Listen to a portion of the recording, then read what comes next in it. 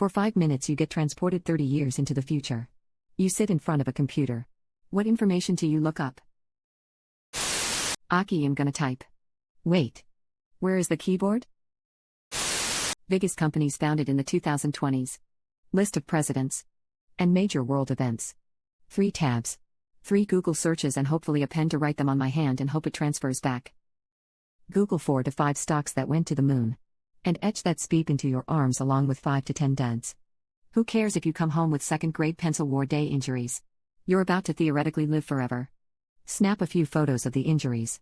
And go to the police to report being jumped by a homeless guy that held you down and etched some weird speep into you under threat of death while reciting Latin. Now you have a cover story for then the SEC wants to know how you knew BCRX and 4 other stocks were going to the moon. A homeless guy carved it into me. And honestly, I took it as a sign. Now produce tapes of the therapy where you rationalize it to your therapist as a coping mechanism and the therapist tells you that you're absolutely not handling the trauma well. I also dropped all this money into these stocks that were May. So I guess I just got lucky. Don't finger any of the guys they bring into a lineup because 1. That's gross. And 2. That's mean. But let it slide as an unsolved case. You've now covered your tracks and tossed some chaff into the air to boot. So you can just wait this out. You only need to pull in about $500,000 if you're in your 30s. Twice that in your 40s. And twice that again in your 50s. Then sell and diversify as depending on the type of time travel physics you're dealing with your actions may ripple outward and affect the final outcome. All of the butterfly effect. You don't want to wake up one day with no figurative arms because you've peeped with figurative firecrackers. So now you figuratively need your mom to literally jerk you off. Take your winnings and sink them into broad index funds. You can expect a diverse index fund to double about once a decade, 7 years really.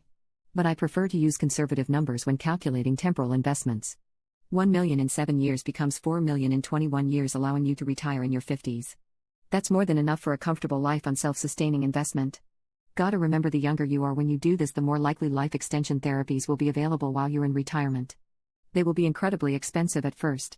I'm sure. So if you're ready with the cash in hand, you can delay your death until therapies improve to the point of adding more than 1 year on average to life expectancy every year. That is how you turn your time travel investments into a theoretical eternal life.